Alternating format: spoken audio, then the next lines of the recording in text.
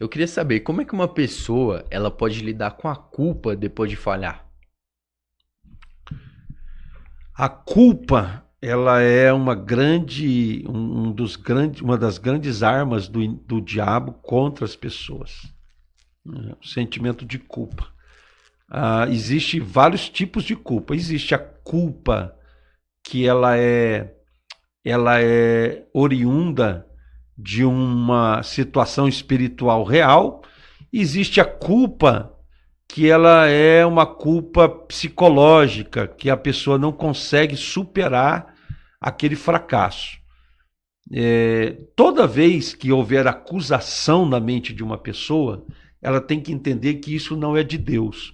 O Espírito Santo não acusa. O Espírito Santo convence a pessoa do pecado. Então, quando o Espírito Santo convence, ele não condena. Ele constrange a pessoa a um arrependimento genuíno. O arrependimento é mudança de mente. A Bíblia diz: aquele que confessa e deixa, alcançará misericórdia.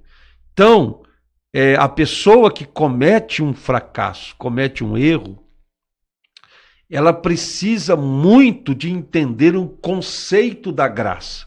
O que é graça? O que é graça? A graça é quando Deus ele não nos imputa, ele não acredita a nós aquilo que nós erramos. A graça, ela cobre uma multidão de pecados. Então não importa o erro que alguém cometeu, não importa a intensidade desse erro. Se ele genuinamente se arrepender e confessar, o que é confessar? É concordar. Eu pequei. E ele deixar, abandonar isso, ele é perdoado e coberto pela graça. Agora, isso muitas vezes é um processo. Por quê? Porque existe pessoas, cada pessoa ela tem um nível de consciência, de culpa.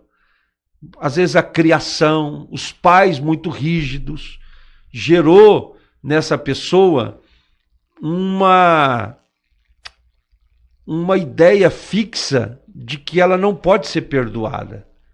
Nós temos como os pais, o pai principalmente, ele é o primeiro conceito que uma pessoa tem de Deus. É a autoridade paterna. Quando a pessoa ela foi criada de uma forma muito dura, muito incisiva, e ela não experimentou graça no relacionamento paterno, ela pode ter um conceito de um Deus muito carrasco. Eu vou usar um texto da Bíblia para também reforçar esse ponto. A parábola do filho pródigo. O irmão mais velho do filho pródigo, ele se perdeu dentro da casa do pai, porque ele não tinha um relacionamento saudável com o pai. O pai ali naquela parábola, ele representa Deus, o nosso Pai Celestial. E aquele rapaz que ficou dentro de casa, que não saiu, que não gastou a fortuna do pai com as prostitutas, que não chegou a ter desejo de comer a comida dos porcos, ele tinha um conceito deturpado do pai. Para ele, o pai era um patrão, o pai era um carrasco, e ele nunca conseguiu desenvolver um relacionamento baseado na graça. Então, os dois filhos estavam perdidos. O mais jovem se perdeu ao sair da casa do pai, e o mais velho se perdeu dentro da casa do pai. Mesmo não experimentando o mundo, ele estava perdido. Por quê? Porque ele não entendeu o conceito de graça. Ele não entendeu que ele tinha um pai maravilhoso, um pai perdoador. E é muito interessante, a pessoa que está nos assistindo agora, e você tocou num ponto muito interessante, porque tem muita gente com esse espírito de condenação dentro das igrejas. Tem muitas pessoas que não conseguem se perdoar. Deus já perdoou elas, mas elas não conseguem se perdoar. E essas pessoas desenvolvem esse sentimento de culpa que afeta o seu relacionamento com Deus. E para isso é preciso uma cura, um conceito novo de quem é Deus, que Deus é um Deus de graça, de perdão, de misericórdia. Ele não só apaga os nossos pecados, ele não só perdoa, ele não só joga os nossos pecados para debaixo do pano, não. É como se eles não existissem mais, né? Jesus pagou o preço. Jesus morreu na cruz, não para remover apenas os nossos pecados, mas para quitar totalmente a nossa dívida. Então, eu aconselho, Rui Marcos, uma pessoa assim, a ela pegar alguns textos bíblicos que falam de graça, de perdão, ela decorar esses versículos, ela orar esses versículos, ela memorizar, ela meditar e ela pegar esses textos para que eles entrem realmente na mente e no coração, para que ela experimente uma cura genuína do Espírito Santo para remover esse sentimento de culpa. Uma outra coisa também que deve ser dito é que a Bíblia diz lá em Tiago: confessai as vossas culpas uns aos outros para serdes curados. Então, o perdão dos pecados, ele é exclusivo de Deus, mas a cura vem pela confissão.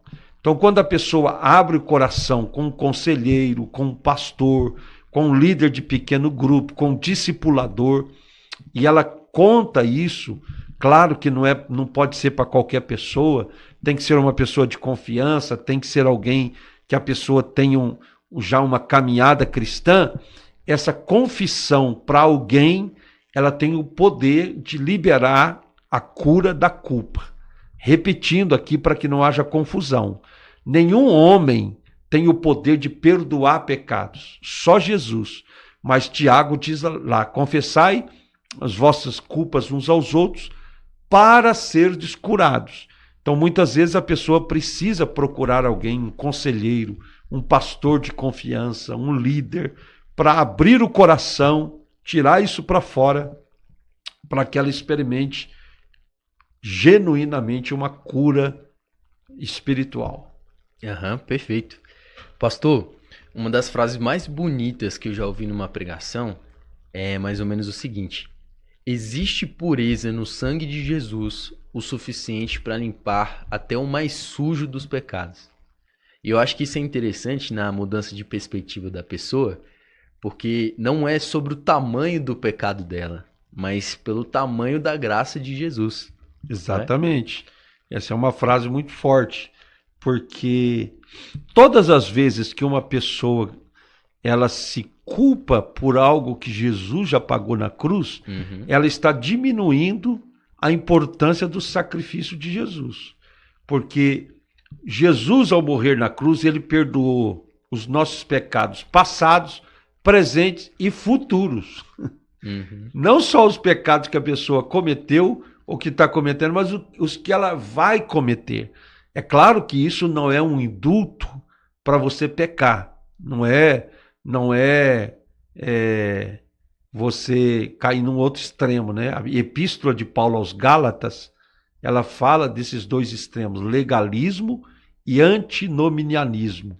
O legalismo é um problema, você crer na salvação pelas obras e você se apegar às leis. Mas também tem o outro extremo, que é a hipergraça, né? A graça que Bonhoeffer, que foi um teólogo alemão, Bonhoeffer é um teólogo muito interessante. As pessoas que estão nos assistindo podem procurar na internet, colocar lá Bonhoeffer, né? É um teólogo alemão que morreu, que foi morto, enforcado, uma semana antes de Hitler se suicidar, porque Bonhoeffer ele combateu o nazismo na Alemanha. E Bonhoeffer ele combateu muito nos seus livros a graça barata. A graça não é barata, a graça tem um preço. E o preço foi o sangue de Jesus, o sangue de Cristo derramado na cruz do Calvário. A graça não é de graça? A graça não é de graça. A graça tem um preço. Então a pessoa, mas é interessante, dentro do contexto que nós estamos conversando aqui, da pessoa entender o poder do sacrifício de Jesus, o valor do sacrifício de Cristo, que veio para remover os nossos pecados. Mind Hunter Podcast.